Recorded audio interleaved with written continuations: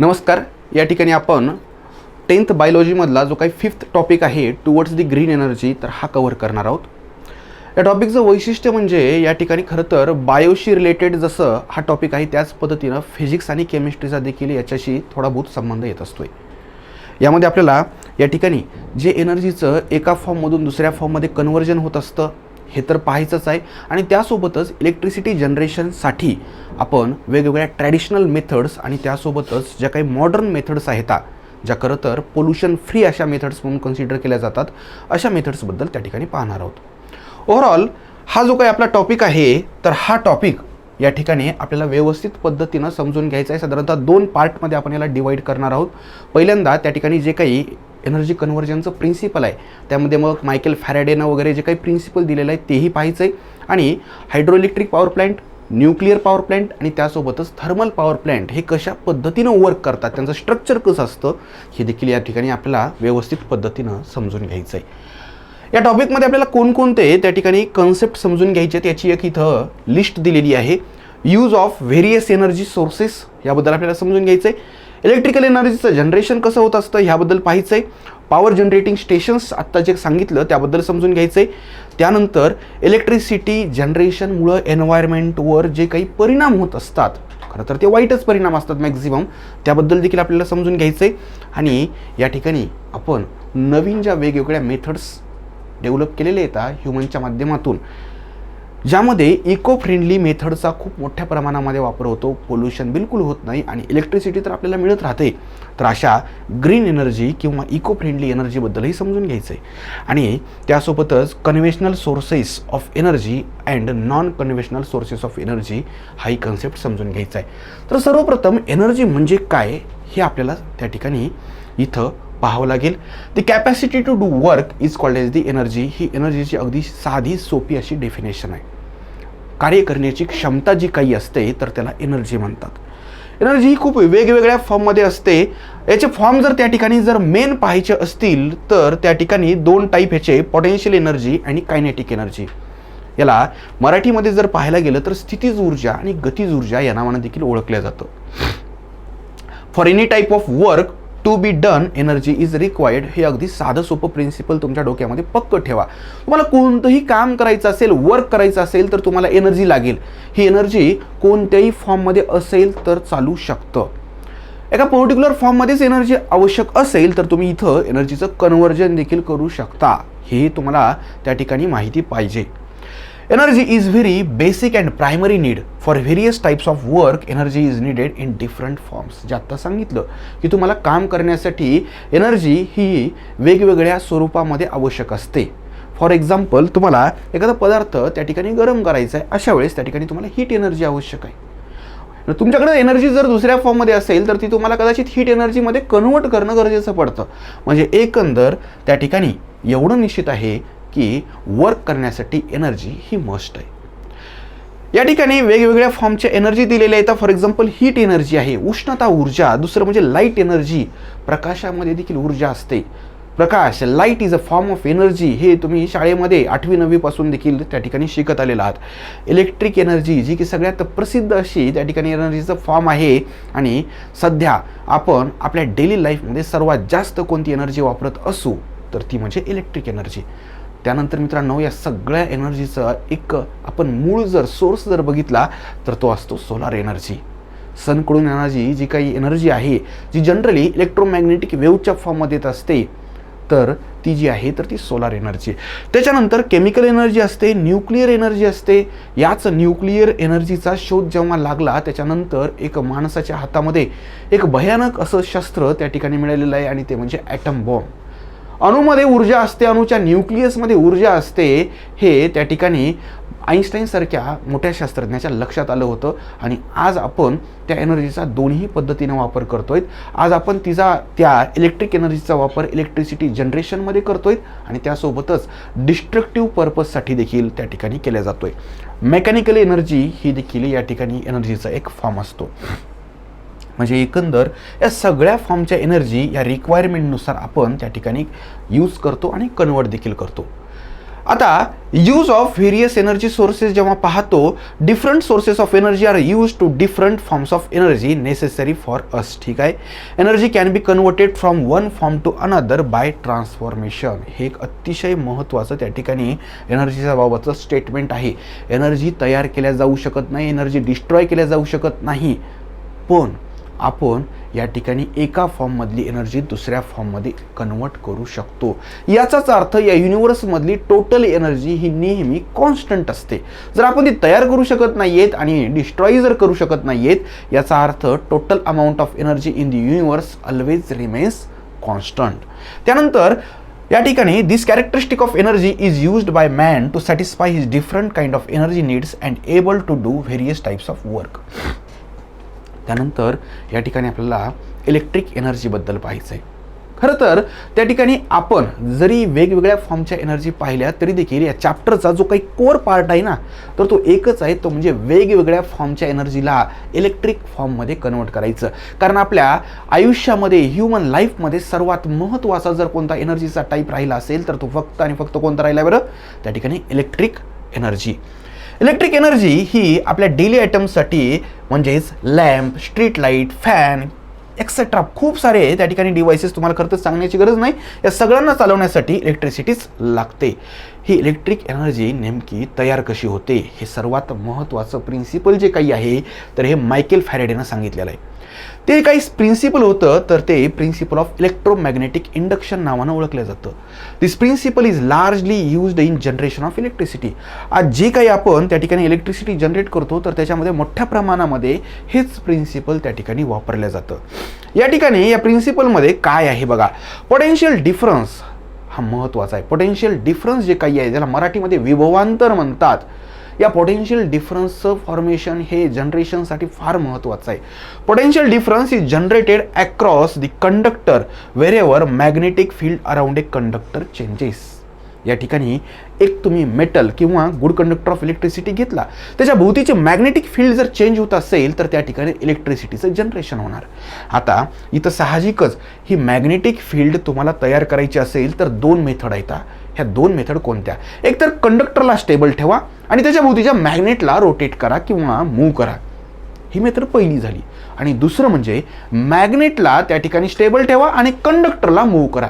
एकंदर दोन्ही केसेसमध्ये काय होतं बरं, तर जी काही फील्ड आहे अराउंड दी कंडक्टर ती चेंज होते, मॅग्नेटिक फील्ड चेंज होते. आणि ही मॅग्नेटिक फील्ड चेंज झाल्यानंतर साहजिकच या ठिकाणी पोटेन्शियल डिफरन्स तयार होतं. आणि पोटेन्शियल डिफरन्स तयार झालं की त्या ठिकाणी इलेक्ट्रिसिटी जनरेट होते. या ठिकाणी in generator the magnetic field around the conducting wires is changed and this creates the potential difference. This results in the formation of electric energy. या ठिकाणी इलेक्ट्रिक एनर्जी तयार करण्यासाठी सर्रासपणे एक डिव्हाइस वापरलं जातं. आपल्याला बऱ्याचशा पॉवर प्लांट्समध्ये डिव्हाइस दिसतं किंवा इव्हन अगदी छोट्यातल्या छोट्या एनर्जी कन्व्हर्टिंग डिव्हाइसमध्ये देखील हे डिव्हाइस तुम्हाला पाहायला भेटतं आणि ते म्हणजे जनरेटर. या जनरेटरबद्दल देखील आपण नंतर पाहणार आहोत. या ठिकाणी the work of electric generators are based on this principle and generate electric power. हे जे काय मायकेल फॅरेडेचं प्रिन्सिपल आहे ना, मॅग्नेटिक फील्ड तयार करायची आणि त्याच्यानंतर पोटेन्शियल डिफरन्स तयार होतो आणि तिथून पुढे इलेक्ट्रिक एनर्जी तयार होती, तर हे प्रिन्सिपल तुम्हाला या जनरेटरमध्ये पाहायला भेटतं, जे की सर्रासपणे या वेगवेगळ्या पॉवर प्लांटमध्ये, कमर्शियल पॉवर प्लांटमध्ये आपल्याला पाहायला भेटतं. एवढंच आहे की याच्यामध्ये त्या ठिकाणी लार्ज जनरेटर जे काही आहेत तर हे रोटेट करण्यासाठी तेवढ्याच मोठ्या अशा डिव्हाइसचा वापर केला जातो आणि ते डिव्हाइस असतं टर्बाईन. बघा, जनरेटरमध्ये त्या ठिकाणी जे काही रोटेशन असतं मॅग्नेटिक फील्ड तयार करण्यासाठी, हे रोटेशन तयार करण्यासाठी तेवढ्याच ताकदीचं असं डिव्हाइस जे काही आहे तर ते टर्बाईन असतं. हे टर्बाईन फिरवण्यासाठी मग मात्र इथं त्या पॉवर प्लांटनुसार मीडियम चेंज होतं. फॉर एक्झाम्पल थर्मल पॉवर प्लांटमध्ये जर पाहिलं तर तुम्हाला त्या ठिकाणी स्टीम टर्बाईन पाहायला भेटतील. ठीक आहे. त्यानंतर त्या ठिकाणी हायड्रो इलेक्ट्रिक पॉवर प्लांटमध्ये जर तुम्ही पाहिलं तर तिथं वॉटर टर्बाईन पाहायला भेटतील. वॉटर टर्बाईन म्हणजेच काय, तर टर्बाईनच्या ब्लेडवर त्या ठिकाणी वॉटरचा मारा केला जातो, टर्बाईन फिरतं, टर्बाईन फिरल्यामुळं जनरेटरचा तो ॲक्सिस फिरतो आणि तिथं पोटेन्शियल डिफरन्स तयार होऊन इलेक्ट्रिक एनर्जी तयार होते. या उलट न्यूक्लिअर पॉवर प्लांट किंवा थर्मल पॉवर प्लांटमध्ये मात्र डायरेक्ट वॉटरचा मारा त्या टर्बाईनवर किंवा त्याच्या ब्लेडवर केला जात नाही. इथं काय केलं जातं, आधी वॉटरला इव्हॉपरेट केलं जातं, वॉटरचं कन्व्हर्जन त्या ठिकाणी स्टीममध्ये केलं जातं आणि ही स्टीम अंडर हाय प्रेशर त्या ठिकाणी टर्बाईनच्या ब्लेड्सला फिरवायला लागते. काहीही असलं तरी देखील तुम्ही कोणत्या ना कोणत्या मीडियमचा वापर करतायत for the rotation of turbine. Turbine having blades rotate the magnet in the electric generator. या ठिकाणी ब्लेडवालं हे टर्बाईन काय करतं तर जनरेटरमधल्या त्या मॅग्नेटला रोटेट करतं आणि हे मॅग्नेट रोटेट झाल्यामुळं त्या ठिकाणी पोटेन्शियल एनर्जी तयार होते. हे आपण ऑलरेडी पाहिलेलं आहे.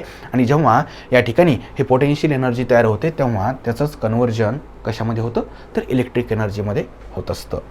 तर एकंदर या ठिकाणी आपण इथं पाहू शकतो there are different types of power generating stations depending upon the type of energy source that is use to rotate the turbine. इथं जेवढे काही पॉवर प्लॅन्ट तुम्ही पाहता म्हणजे हायड्रो इलेक्ट्रिक पॉवर प्लॅन्ट, त्यानंतर tidal power plant, wind power plant, thermal power plant, त्याच्यानंतर nuclear power plant, ह्या सगळ्या पॉवर प्लॅन्टचं सगळ्यात महत्त्वाचं वैशिष्ट्य काय तर तुम्ही टर्बाईन रोटेट करण्यासाठी नेमकं कोणत्या एनर्जीचा कोणत्या मीडियमचा वापर करतायत हे फार महत्त्वाचं आहे सगळ्यांमध्ये. कुठं स्टीम वापरत असाल, कुठं तुम्ही त्या ठिकाणी वॉटर वापरत असाल, कुठं विंड वापरत असाल, कुठं टाईड्सचा वापर करत असाल, यावरून आपण त्या पॉवर प्लॅन्टची नावं ठरवत असतो. ठीक आहे. त्याच्यानंतर इथं आपल्याला थर्मल पॉवर प्लॅन्टबद्दल पाहायचं आहे. थर्मल पॉवर प्लॅन्ट ज्याला मराठीमध्ये औष्णिक विद्युत केंद्र या नावानं देखील ओळखलं जातं. एक टिपिकल थर्मल पॉवर प्लॅन्टची डायग्राम तुम्ही इथं पाहू शकता. बऱ्याच वेळेस तुम्ही त्या ठिकाणी ज्या काही मालगाड्या असतात ना त्या मालगाड्यांमध्ये खूप मोठ्या प्रमाणामध्ये कोल भरलेला पाहिलेला असेल आणि हा कोल घेऊन जाणाऱ्या या ज्या काही रेल्वेज असतात तर या नेमक्या जातात कुठं तर या एवढ्या मोठ्या कोलची गरज असते मित्रांनो थर्मल पॉवर प्लॅन्टमध्ये. काय केलं जातं थर्मल पॉवर प्लॅन्टमध्ये? थर्मल पॉवर प्लॅन्टमध्ये हा जो काही कोल आहे हा कोल स्टोरेज टँकमध्ये ठेवला जातो. तिथून तो प्रॉपर पद्धतीनं एका फर्नेसमध्ये नेला जातो. फर्नेस म्हणजे भट्टी, ज्या ठिकाणी या कोलला त्या ठिकाणी व्यवस्थित पद्धतीनं जाळल्या जातं. काय केलं जातं बरं? त्याला बर्न केलं जातं. साहजिकच बर्न केल्यानंतर जी काही ॲश राहते, ॲश म्हणजेच त्या ठिकाणी राख जी काही आहे तर ती खालच्या बाजूला जमा होते. साहजिकच याच्या बर्निंगसाठी मोठ्या प्रमाणामध्ये ऑक्सिजन किंवा एअरची रिक्वायरमेंट असते जी की आपण बाहेरून घेत असतो आणि प्रॉपर फॅनच्या मदतीनं फोर्सफुली एअर जी काही आहे तर ती या फर्नेसमध्ये त्या ठिकाणी पुश करत असतो. आता साहजिकच इथं या फर्नेसमधून काय बाहेर पडतं हे सर्वात महत्त्वाचं आहे मित्रांनो. इथं या ठिकाणी सर्वात महत्त्वाचं आपण वॉटरला इथून मूव्ह करतो. काय करतो बरं? वॉटरला मूव्ह करत असतो. साहजिकच वॉटर जे काही आहे हे हॉट वॉटर इथं येतं आणि या पाईपमधून हे जे काही त्याला खरं तर वॉटर व्हेपर म्हणावं लागेल, वॉटर म्हणण्यापेक्षा त्याला वॉटर व्हेपर म्हणावं लागेल कारण due to such high temperature that water passing through the furnace get converted into the water vapor and that water vapor under high pressure rotate the turbine. हे जे काही आहे तर हे जनरेटर आहे. जनरेटरमध्ये हा जो काही ॲक्सिस आहे तर त्याचे ते टर्बाईन जे काही आहे हे स्टीम टर्बाईन आहे बरं. हे लक्षात घ्या.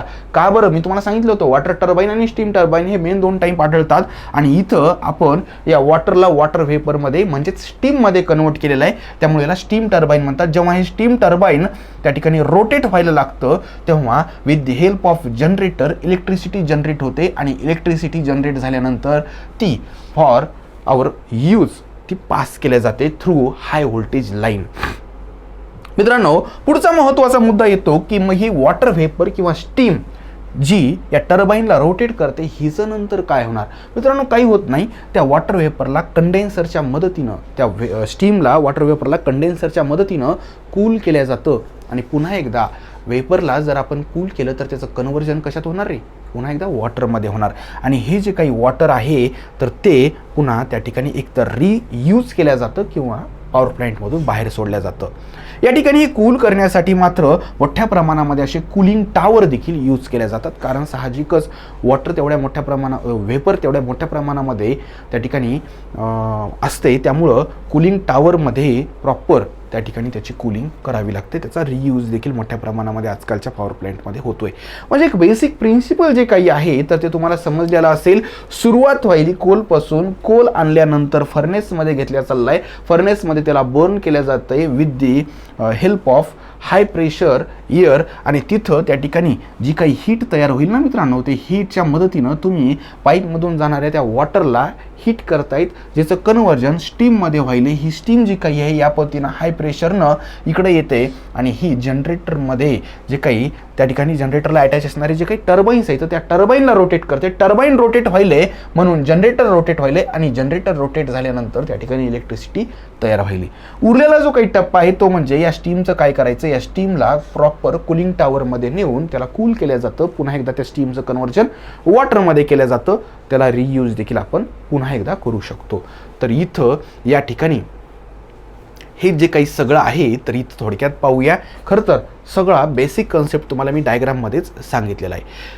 थर्मल पॉवर प्लांटमध्ये टर्बाईन्स जे काही आहेत तर हे स्टीमच्या मदतीनं रोटेट होतात. साहजिकच स्टीम तयार करण्यासाठी कोलला बर्न करावं लागतं, कारण कोल बर्न करून एनर्जी मिळवल्या जाते. या ठिकाणी हीट एनर्जी मिळवल्या जाते after the burning of coal आणि with the help of that heat energy we boil the water and that produces steam at high temperature and high pressure. The kinetic energy in the steam rotates the turbine. ही steam जी काही आहे तुम्हाला माहिती असेल, वाफेमध्ये त्या ठिकाणी ताकद असते, एनर्जी असते. हे अगदी त्या ठिकाणी जेम्स वॅट जो काही होता ना, ज्यानं वाफेच्या इंजिनाचा शोध लावला, त्याला लक्षात आलं होतं. त्यानं वाफेच्या मदतीनं रेल्वेची ते इंजिनं चालवले होते आणि इथं देखील आपण या वाफेच्या त्याच्या प्रेशरच्या मदतीनं टर्बाईन फिरवतोय. ठीक आहे, बेसिक प्रिन्सिपल सेम आहे. त्याच्यानंतर या ठिकाणी हे रोटेशन ऑफ टर्बाईन जे काही आहे तर हे its own mechanical kinetic energy तयार करतं. साहजिकच जनरेटरला हे टर्बाईन कनेक्ट असतात. टर्बाईन फिरल्यामुळे जनरेटरमध्ये त्या ठिकाणी मॅग्नेटिक फील्ड चेंज होते, पोटेन्शियल डिफरन्स तयार होतं आणि इलेक्ट्रिकल एनर्जी तयार होते. तर इथं नंतर स्टीम हे कंडेन्स केल्या जाते, त्याचं कन्व्हर्जन वॉटरमध्ये होतं. हे सगळं आपण त्या ठिकाणी पाहिलेलं आहे. एक बेसिक असा फ्लो चार्ट जो काही आहे तर तो इथं आपण पाहू शकतो. थर्मल पॉवर प्लांटचे आता प्रॉब्लेम आपल्याला पाहायचे तर साहजिकच हा एक ट्रॅडिशनल असा त्या ठिकाणी वे आहे for the generation of electricity.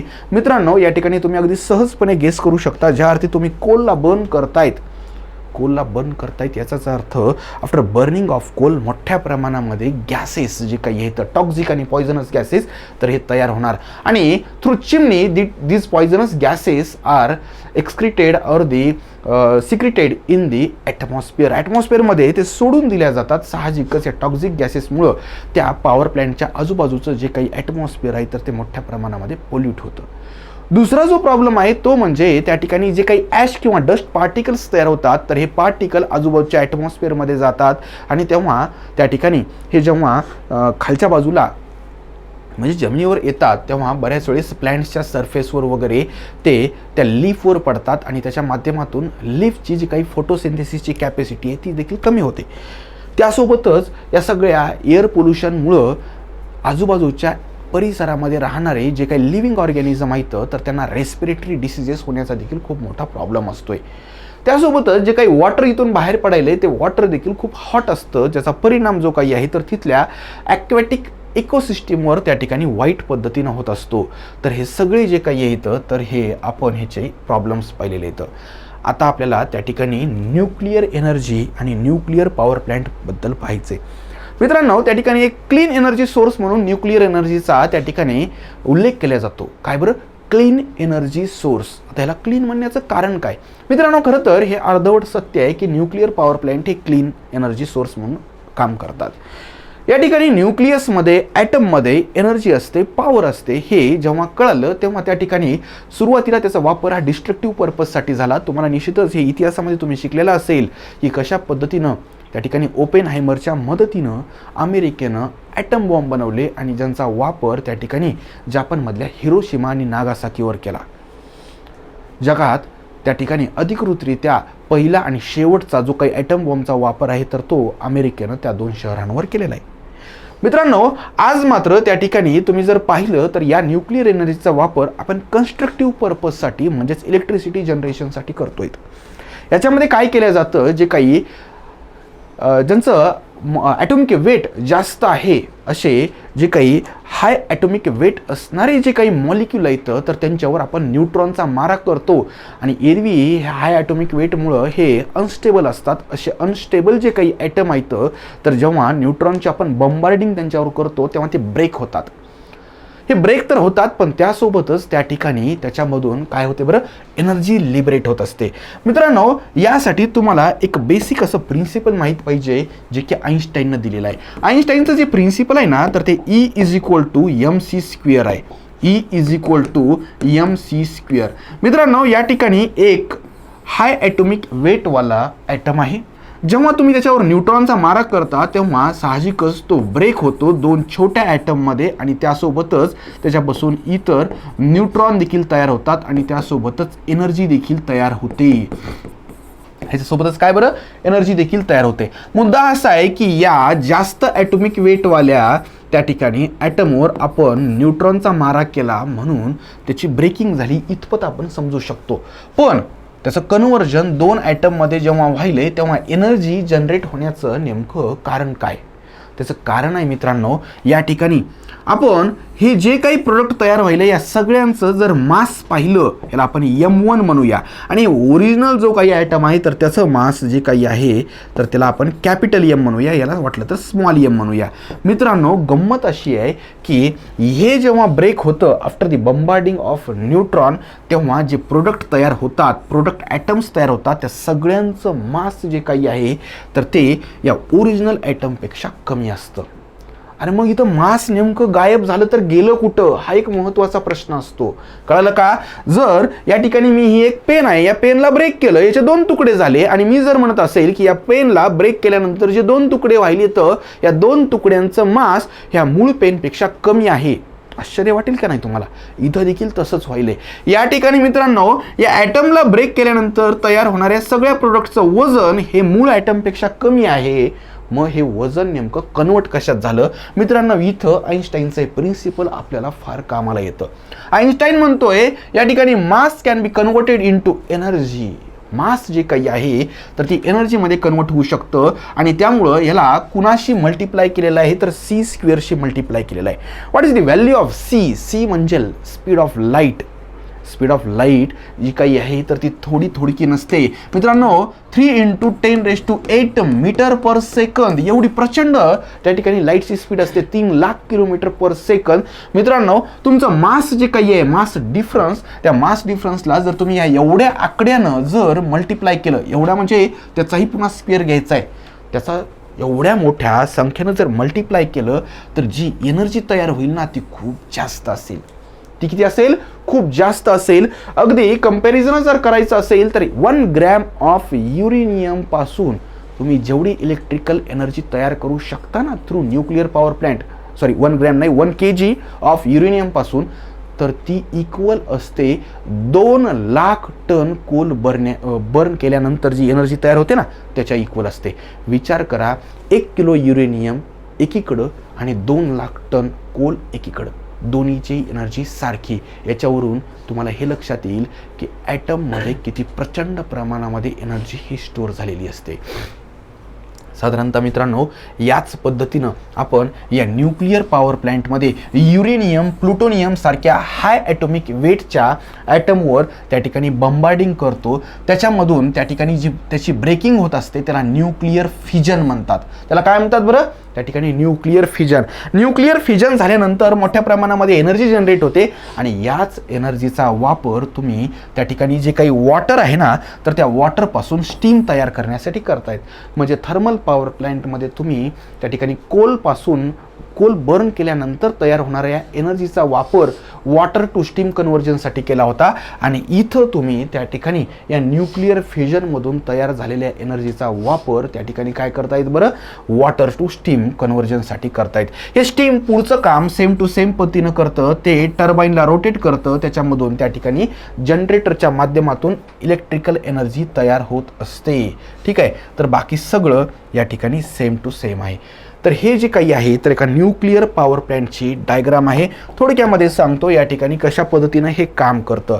मित्रांनो, इथं जर तुम्ही पाहिलं तर हे प्रत्यक्ष न्यूक्लिअर रिॲक्टर आहे. हे काय बरं? Nuclear reactor. या न्यूक्लिअर रिॲक्टरमध्ये काय होत असतं तर इथं या न्यूक्लिअर रिॲक्टरमध्ये प्रत्यक्ष न्यूक्लिअर फिजन होत असतं. काय होत असतं बरं? Nuclear fission. न्यूक्लिअर फिजनमधून जी काही एनर्जी तयार होत असते त्या एनर्जीच्या मदतीनं तुम्ही वॉटरचं कन्व्हर्जन कशामध्ये करायलात रे? तर तुम्ही वॉटरचं कन्व्हर्जन वॉटर व्हेपर किंवा स्टीममध्ये करायलात. ही स्टीम जी काही आहे तर ही बाहेर पडायली, ही टर्बाईनला रोटेट करायली. टर्बाईनला रोटेट केल्यामुळं जनरेटर त्या ठिकाणी इलेक्ट्रिसिटी जनरेट करायले. बाकी मुद्दा काय आहे तर बाकी त्या स्टीमचं कन्व्हर्जन, तिला कंडेन्स करणं आवश्यक आहे. इथं ही स्टीम इथं येते, तिला कंडेन्सरच्या मदतीनं त्या ठिकाणी कूल केलं जातं. कंडेन्सर हे एवढंच आहे का? नाही, याच्यामध्ये कूलिंग टॉवर देखील काम करतं. थर्मल पॉवर प्लांटमध्ये देखील आपण कूलिंग टॉवर प्रकार पाहिला होता. कारण या ठिकाणी कूलिंग टॉवरमध्ये मोठ्या प्रमाणामध्ये पाण्याला असं फिरवल्या जातं आणि त्यानंतर पुन्हा एकदा त्याला परत आणलं जातं, जेणेकरून सरफेस एरिया जास्तीत जास्त इथं त्याला वाढेल आणि एकंदर कूलिंग इफिशियंटली होईल. म्हणजे एकंदर या सगळ्या ह्याच्यामध्ये सगळ्यात महत्त्वाचं असं जर काय ठिकाण असेल तर ते म्हणजे हे न्यूक्लिअर रिॲक्टर, ज्यामध्ये या ठिकाणी या कोरमध्ये त्या ठिकाणी न्यूक्लिअर फिजन होत असतं. आणखी एक मित्रांनो तुमच्या मनामध्ये प्रश्न पडेल की त्या ठिकाणी न्यूक्लिअर फिजन जे काही आहे तर ते ॲटम बॉम्बमध्ये होते आणि इथं देखील होतं, तर दोन्ही ठिकाणच्या न्यूक्लिअर फिजनमध्ये काय फरक आहे? फरक काहीच नाही आहे. टेक्निकली दोन्हीही न्यूक्लिअर फिजन सारखेच आहेत. फक्त एवढंच आहे की मित्रांनो इथलं जे न्यूक्लिअर फिजन आहे तर ते कंट्रोल्ड न्यूक्लिअर फिजन असतं. ते कसं असतं? Controlled nuclear fission. म्हणजेच किती प्रमाणामध्ये त्या ठिकाणी ह्याचं न्यूक्लिअर फिजन करायचं हे आपण इथं रेग्युलेट करू शकतो. इथं जे नवीन तयार होणारे न्यूट्रॉन आहेत त्यांना ॲब्झॉर्ब करण्यासाठी देखील त्या ठिकाणी कंट्रोल रॉड्स लावलेले असतात, जेणेकरून एकदम इन्स्टंटली मोठ्या प्रमाणामध्ये एक्सप्लोजन होऊन या ठिकाणी एनर्जी तयार होऊ नये यासाठी ही काळजी घेतलेली असते. ॲटम बॉम्बमध्ये नेमकं या ठिकाणी असा प्रकार नसतो. कंट्रोल रॉड नसतात, त्यामुळं विदिन सेकंद ही सगळी प्रोसेस जी काही आहे चेन रिॲक्शन न्यूक्लिअर फिजनची होऊन जाते आणि विदिन सेकंद ट्रिमेंडस अमाऊंटमध्ये एनर्जी त्या ॲटम बॉम्बमध्ये तयार होते. नेमकं इथं हे टाळलं जातं. म्हणजे एकंदर सगळी प्रोसेस जी काही आहे तर ती कंट्रोल्ड मॅनरमध्ये होत असते. ठीक आहे. तर इथं युरेनियम किंवा प्लुटोनियम सारखे जे काही ॲटम्स आहेत तर त्यांचा वापर या ठिकाणी आपल्याला केलेला पाहायला भेटतो. बाकी सगळी process steam turbine, generator, electrical energy ही सगळी आधी प्रमाणात आहे. तर न्यूक्लिअर पॉवर प्लांटमध्ये जी काही एक त्या ठिकाणी फ्लो चार्ट आहे तर ते आपण इथं पाहू शकतो. ॲटममध्ये एनर्जी असते ज्याला आपण न्यूक्लिअर एनर्जी म्हणतो. या न्यूक्लिअर एनर्जीला आपण थर्मल एनर्जीमध्ये कन्वर्ट करतो. या थर्मल एनर्जीच्या मदतीनं त्या ठिकाणी आपण kinetic energy in the form of steam तयार करतो. या कायनेटिक एनर्जीच्या मदतीनं आपण टर्बाईन फिरवतो आणि टर्बाईन फिरल्यानंतर जनरेटरच्या मदतीनं आपण इलेक्ट्रिकल एनर्जी तयार करतो. त्यानंतर फॉर्मेशन ऑफ इलेक्ट्रिकल एनर्जीमध्ये त्या ठिकाणी जे काही ॲटम आहेत ते युरेनियम आणि प्लुटोनियम तर पाहिले, पण त्यातही पुन्हा युरेनियम कोणतं तर युरेनियम 235 हे नॅचरल युरेनियम आहे. तर याचा वापर त्या ठिकाणी सर्रासपणे केला जातो. तर या ठिकाणी युरेनियमचे इतरही काही त्या ठिकाणी फॉर्म्स आहेत लाईक युरेनियम 238 वगैरे, तर ते आपण आर्टिफिशियली तयार केलेले आहेत.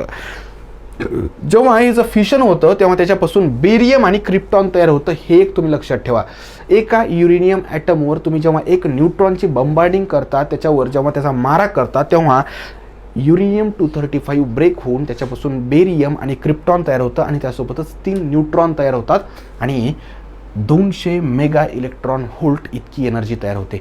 हे एका फिशनमधून एका ॲटमच्या बाबत सांगतोय, कळलं का? आणि ही एक चेन रिॲक्शन असते. प्रत्येक ह्याच्यामध्ये 3 न्यूट्रॉन, त्यामुळं ह्या न्यूट्रॉनची संख्या कंट्रोल करणं फार आवश्यक आहे. अन्यथा पूर्ण जो काही पॉवर प्लॅन्ट आहे तर त्याचा स्फोट होऊन जाईल. त्यामुळे ते कंट्रोल रॉड नावाचा प्रकार जो काही पाहिला ना आपण, तो फार महत्त्वाचा आहे.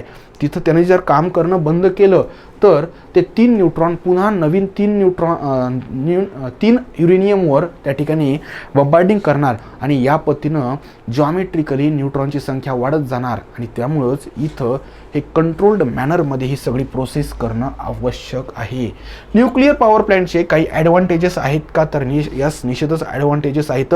याच्या माध्यमातून कोणतंही पोल्युशन होत नाही.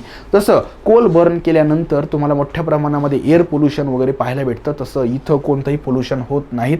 आणि त्यासोबतच मोठ्या प्रमाणामध्ये न्यूक्लिअर फ्युएल आपल्याला आहे, अवेलेबल आहे आणि खूप कमी फ्युएलमध्ये देखील खूप मोठ्या प्रमाणामध्ये आपण एनर्जी तयार करू शकतो. हा एक महत्त्वाचा फायदा आहे. पण साहजिकच जसे फायदे असतात तसेच तोटे देखील असतात.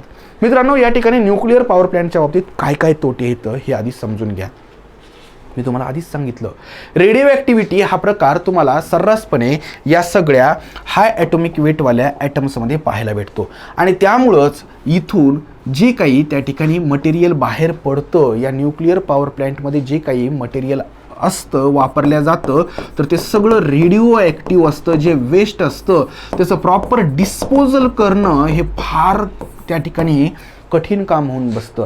कारण मित्रांनो, या सगळ्या प्रोसेसमध्ये ज्या ज्या वस्तू त्या ठिकाणी त्याच्या कॉन्टॅक्टमध्ये आलेल्या असतात त्या न्यूक्लिअर फ्युएलच्या, तर त्या सगळ्या रेडिओ ॲक्टिव्ह बनतात आणि अशा सगळ्या वस्तूंना असं कुठंही टाकून देता येत नाही.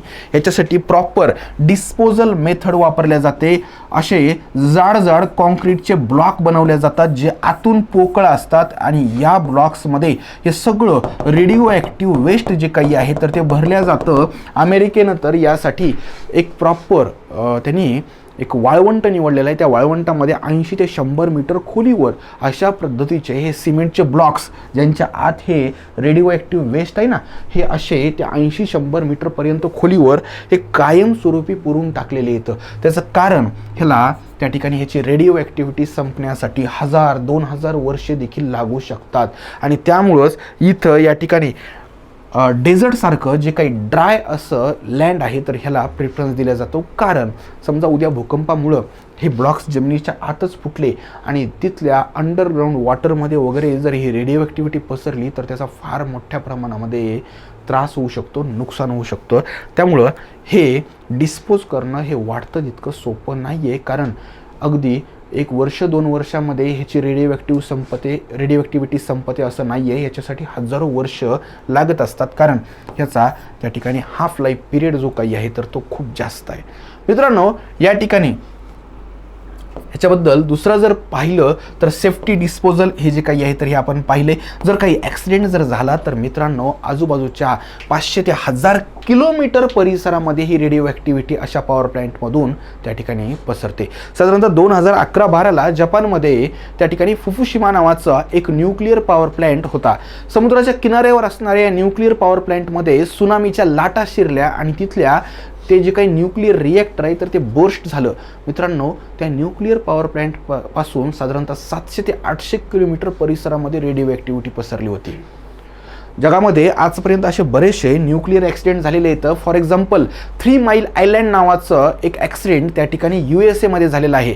त्यानंतर तत्कालीन USSR म्हणजेच आजचा रशिया जो काही आहे तर त्यांच्या क्षेत्रामध्ये त्या ठिकाणी चेर्नोबिल अणुभट्टी होती तर तिच्यामध्ये देखील ॲक्सिडेंट झालेला आहे. मित्रांनो, त्या ठिकाणी 50-100 वर्ष होऊन देखील तिथली रेडिओ ॲक्टिव्हिटी आज देखील कमी झालेली नाही आहे आणि आणखी किती वर्ष लागतील त्या रेडिओ ॲक्टिव्हिटीला कमी व्हायला माहीत नाही. या ठिकाणी पुढचा जो काही प्रकार आहे तर तो कोणता आहे बरं? Power generation plant based on energy of natural gas. Natural gas म्हणजे काय बरं? नैसर्गिक वायू. मित्रांनो, तुम्हाला निश्चितच माहिती असेल की जी काही वेगवेगळे फॉसिल फ्युएल असतात, म्हणजेच त्या ठिकाणी जमिनीच्या खालून मोठ्या प्रमाणामध्ये क्रूड ऑइल वगैरे देशांमार्फत काढल्या जातं, त्याच पद्धतीनं नॅचरल गॅस देखील तुम्हाला जमिनीच्या खालून भेटत असतो आणि याच नॅचरल गॅसला बर्न करून तुम्ही त्या ठिकाणी सेम प्रिन्सिपल वापरून इलेक्ट्रिसिटी त्या ठिकाणी यूज करू शकता. जसं आपण कोलला बर्न केलं आणि with the help of that heat energy आपण त्या ठिकाणी वॉटर टू स्टीम कन्व्हर्जन केलं, इथं नॅचरल गॅसला बर्न करतो आणि वॉटर टू स्टीम असं कन्व्हर्जन करतो आणि साहजिकच इथं देखील आपण त्या सेम प्रिन्सिपलनुसार इलेक्ट्रिसिटी जनरेट करू शकतो. म्हणजे बघा, या ठिकाणी नॅचरल गॅस त्याला कंबशन चेंबरमध्ये बर्न केलं, इकडून एअर सप्लाय केली. हे जे काही आहे तर ही गॅस टर्बाईन आहे. त्याच्यानंतर या ठिकाणी गॅस टर्बाईनच्या मदतीनं तुम्ही काय करतायत बरं? जनरेटरच्या मदतीनं इलेक्ट्रिकल एनर्जी तयार करतायत. तर इथं या ठिकाणी कशा पद्धतीनं कन्व्हर्जन व्हायले हे देखील तुम्ही या ठिकाणी या फ्लो चार्टमध्ये पाहू शकता. आता हे जे काही नॅचरल गॅस पॉवर प्लॅन्ट जो काही आहे तर ह्याचे काही फायदे देखील आहेत. काय फायदे आहेत तर कोल पॉवर प्लॅन्टपेक्षा हा जो काही आहे तर तो इफिशियंटली बर्न होतो. त्याच्यामध्ये पोल्युशन जे काही आहे तर पोल्युशन हे तुलनेनं कमी असतं पण कमी असतं. ठीक आहे. विशेषतः याच्यामधून जे काही गॅसेस बाहेर पडतात तर त्याच्यात सल्फर नसतं. काय नसतं रे? सल्फर नसतं. लेस पोल्युशन हे याच्या माध्यमातून तुम्हाला पाहायला भेटतं. तर या ठिकाणी इलेक्ट्रिक एनर्जी जनरेशनमध्ये जे काही एन्व्हायरमेंटल डिग्रेडेशन आहे तर ह्याबद्दल एक आपण थोडक्यात पाहूया. मी तुम्हाला म्हटलं होतं की इलेक्ट्रिसिटी जनरेट करताना पर्यावरणाचं देखील मोठ्या प्रमाणामध्ये नुकसान होतं आणि त्याच नुकसानीबद्दल थोडक्यात पाहूया. फॉसिल फ्युअल जे काही येतं लाईक कोल, नॅचरल गॅस किंवा न्यूक्लिअर फ्युअल्स जे काही येतं, युरेनियम, प्लुटोनियम हे जे काही येतं तर हे धोकादायक आहेत, हजार्डस असे आहेत. इलेक्ट्रिसिटी जनरेट करताना त्या ठिकाणी त्यांची बर्निंग जी काही होते तर ही बर्निंग निश्चितच एन्व्हायरमेंट फ्रेंडली नसते, कारण मोठ्या प्रमाणामध्ये पॉयझनस टॉक्झिक गॅसेस एन्व्हायरमेंटमध्ये सोडल्या जातात आणि एकंदर यांचं प्रमाण जर जास्त झालं तर एन्व्हायरमेंटचं कायमस्वरूपी नुकसान होत असतं आणि याच माध्यमातून तुम्हाला पोल्युशन हा प्रकार जो काही आहे तर तो पाहायला भेटतो. तर या ठिकाणी मित्रांनो साधारणतः एक अर्धा जो काही पार्ट आहे आपण या चॅप्टरचा तर तो या पहिल्या पार्टमध्ये, या पहिल्या लेक्चरमध्ये कव्हर केलेला आहे. याच्यानंतरच्या लेक्चरमध्ये आपल्याला या ठिकाणी पोल्युशन आणि नॉन रिन्युएबल सोर्सेस जे काही आहेत तर त्याच्याबद्दल पाहायचं. या नॉन रिन्युएबल सोर्सेसलाच आपण त्या ठिकाणी ग्रीन एनर्जी किंवा इको फ्रेंडली एनर्जी म्हणू शकतो. ह्याच्यामध्ये हायड्रो इलेक्ट्रिक पॉवर जी काही आहे तर ह्याच्याबद्दल आपण नेक्स्ट लेक्चरमध्ये पाहणार आहोत आणि बाकीचे जे काही नवीन अशा मेथड्स आहेत तर त्याच्याबद्दल देखील पाहणार आहोत. मी अपेक्षा करतो की तुम्हाला कोणत्याही प्रकारचा त्या ठिकाणी डाऊट राहिलेला नसेल. या पहिल्या हाफ पार्टमध्ये जर काही असेल तर तुम्ही नक्कीच आपल्या या लेक्चरच्या खाली जो काही कमेंट बॉक्स आहे तर त्या कमेंट बॉक्समध्ये तुमच्या डाऊट्स, शंका विचारू शकता. तुमच्या शंकांना, तुमच्या डाऊट्सचं त्या ठिकाणी निरसन करण्याचा आपण त्या ठिकाणी नक्कीच प्रयत्न करूया. तर मित्रांनो लवकरच भेटूया नेक्स्ट लेक्चरमध्ये. तोपर्यंत खूप खूप धन्यवाद.